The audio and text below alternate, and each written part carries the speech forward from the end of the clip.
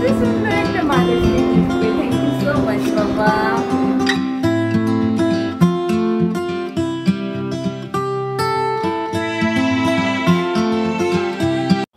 Good morning everyone, কি খবর সবার? আশা করছি সবাই অনেক ভালো আছেন।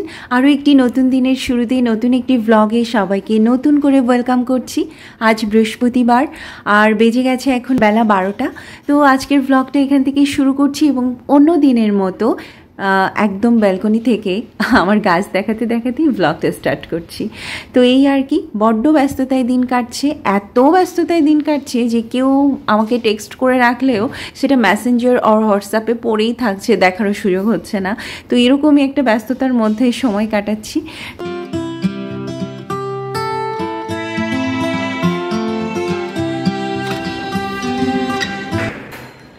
তো বাজে এখন 11:55 আর যাচ্ছি এখন আরাধ্যা আনতে।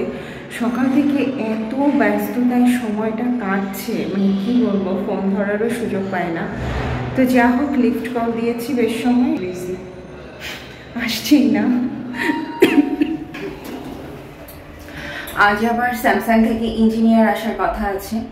তো যা হোক, আসবে নাকি 12টা থেকে 1টার মধ্যে, এই জন্য তাড়াতাড়ি আরাধ্যকে নিয়ে আসতে হবে স্কুল থেকে।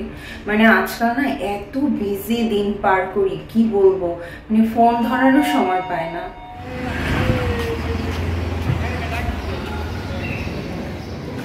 ভীষণ রোদ আজকে, অনেক রোদের তাপ। তো যা হোক, দেরি হয়ে গেছে মনে হচ্ছে, তাড়াতাড়ি যাই আর কি। তো চলে এসেছি আরাধ্য সোনার স্কুলে। তো হঠাৎ নিচ থেকে আমাদের জানানো হলো যে আরাধ্যকে ক্লাস থেকে রিসিভ করতে হবে। তো আমরা সব গার্ডিয়ানরা মিলে ক্লাসে চলে এসেছি এবং ভীষণভাবে সারপ্রাইজ হয়ে গিয়েছি। মানে এরকম একটা ঘটনার জন্য আমরা কেউই প্রস্তুত ছিলাম না। তো আমার আরাধ্য সোনার হাতে একটা খুব সুন্দর কার্ড আর একটা পট, এই পটটা ও নিজেই কালার করেছে।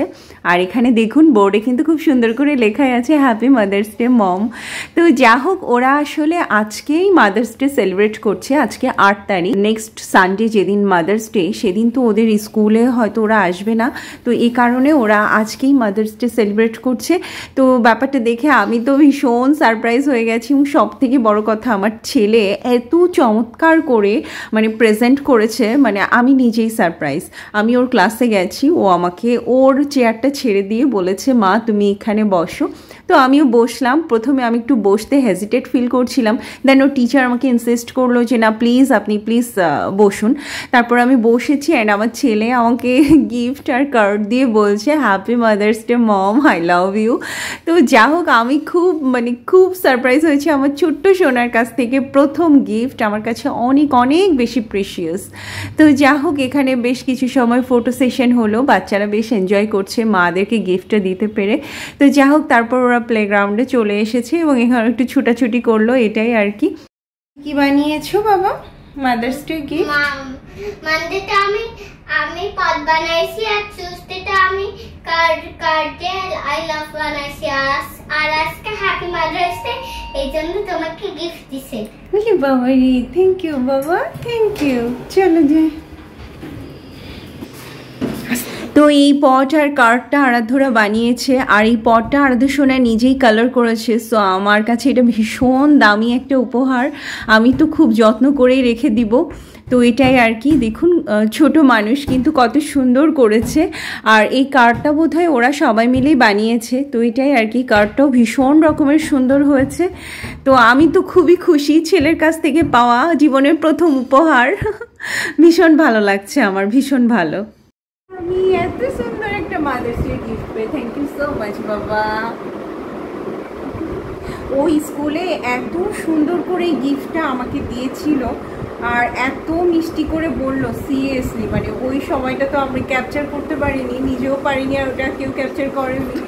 বাট আমি খুব খুশি, ছেলেটা এত কিছু বুঝে গেছে।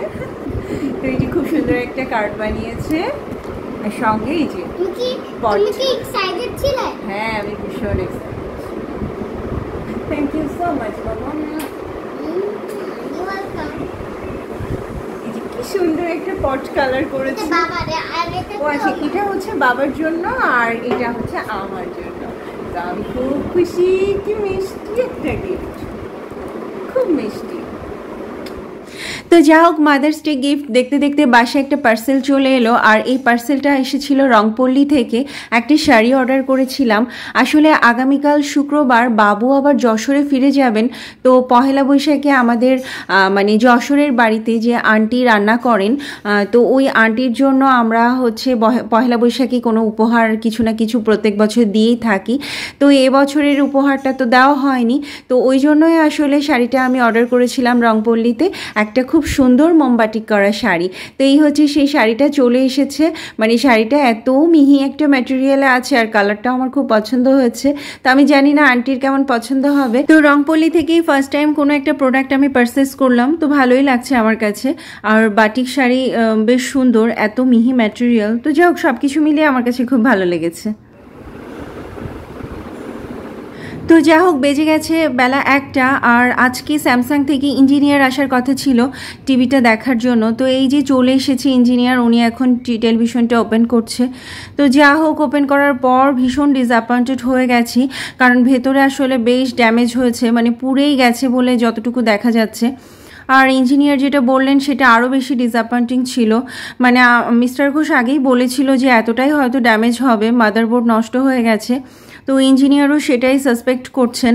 তো যা হোক, সব কিছু মিলিয়ে আরও বেশি মন খারাপ হয়ে গেল। এতদিন ধরে মনে ভাবছিলাম যে হয়তো যে প্রবলেমটুকু হয়েছে ওটা হয়তো ইঞ্জিনিয়ার এসে ঠিক করলেই হয়তো ওপেন হয়ে যাবে, বাট ব্যাপারটা আসলে বাস্তবে তা নয়। তো যা হোক, উনি চেক করে যেটা বললেন যে আপাতত যেটা বুঝতে পারছেন মাদারবোর্ড নষ্ট হয়ে গেছে, তো ওইটা আসলে লাগাতে হবে এবং সেটার জন্য একটা বড় অ্যামাউন্ট লাগবে।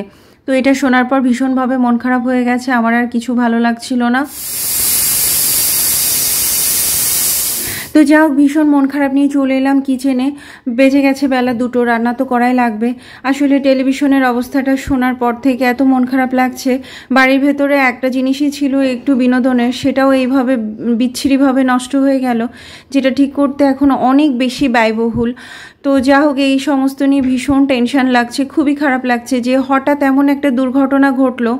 আর আমাদেরই দুর্ভাগ্য, টিভিটা এমন বাজেভাবে নষ্ট হয়েছে যেটা রিপেয়ার করতে এখন যে কস্ট আসবে সেটাতে একটা নতুন টিভি হয়ে যাবে। তো যা হোক, আদতেও টিভিটা আমরা ঠিক করতে পারবো কিনা সেটা নিয়ে আর কি চিন্তা করছিলাম।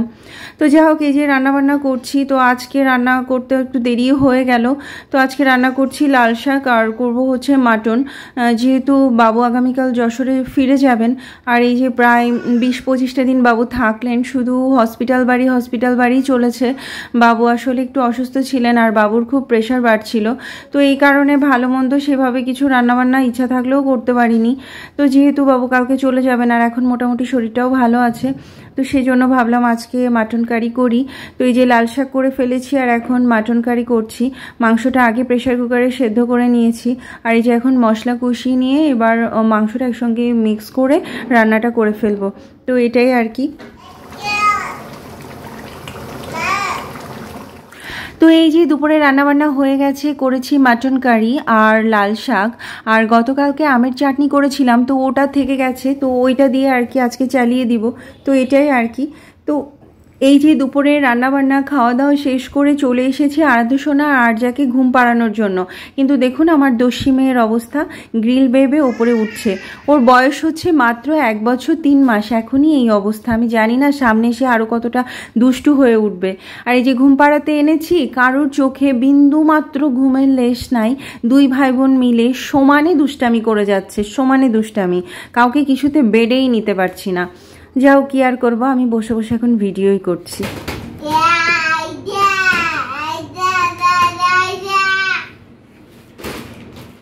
তো বেজে গেছে সন্ধ্যা 7:30, আর জারানি ভীষণ ক্লান্ত হয়ে ঘুমিয়ে পড়েছে।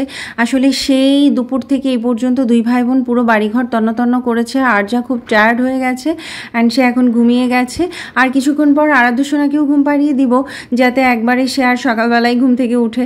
তো এই যে দেখুন, পুরো বাড়িঘর একদম তন্ন করে ফেলেছে, জিনিসপত্র ছড়ানো ছিটানো, কোথাও কোনো জিনিস আস্ত নেই, অখণ্ড নেই, এমন একটা অবস্থা। মানে পুরো বাড়িময় আর কি তন্ন হয়ে আছে। তো যা হোক, এখন এগুলো আবার আমাকে রাতে গুছিয়ে রাখতে হবে। তো যেহেতু এখন রাত 8টা বেজে গেছে, তো সবাইকে এখন ডিনার দিয়ে দিচ্ছি, খাবার গোছানোর চেষ্টা করছি, এটাই আর কি। একটু করে সবাইকে খাবার দিয়ে দিচ্ছি। তো রাতের খাবারটা বাবু আর মিস্টার ঘোষ একসঙ্গে গল্প করতে করতে বসেই খান, তো এটাই আর কি। বাটন, এটা ওটা পাওয়ার বাটন, আর এটা ওটা হচ্ছে সাউন্ড আর ইন্টারনেট। তো আবার একটা দিন শেষ হয়ে গেল, রাত হয়ে গেছে, খুব সুন্দর বাইরে বাতাস হচ্ছে। তো যা হোক, ওদের সবাইকে খাবার টাবার দিয়ে আমি একটু বাইরে বেলকনিতে এসে দাঁড়িয়েছি। ভালো লাগছিল মুক্ত বাতাস। আসলে আমার মনটা প্রচণ্ড রকমের খারাপ, টিভিটা এইভাবে নষ্ট হয়ে গেল, মানে এটা যখনই মনে পড়ছে আমার খুবই খারাপ লাগছে। মন খারাপটা কাটানোর জন্য আমি একটু ব্যালকনিতে এসে দাঁড়িয়েছি। তো যা হোক, আপনারা সবাই ভালো থাকুন, সুস্থ থাকুন। আজকের মতো এখানে বিদায় নিচ্ছি। Good night.